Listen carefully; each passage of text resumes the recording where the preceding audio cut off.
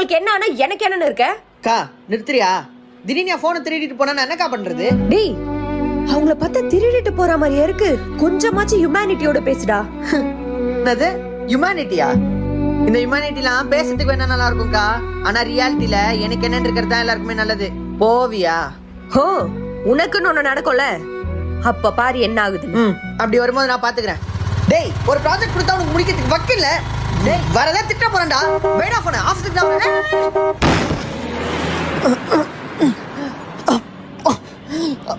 Bro ஆமாண்டா, அது பக்கத்துல தான் வந்துட்டு கொஞ்சம் இருக்க. ப்ரோ அது ஒண்ணும் இல்லடா மச்சான்.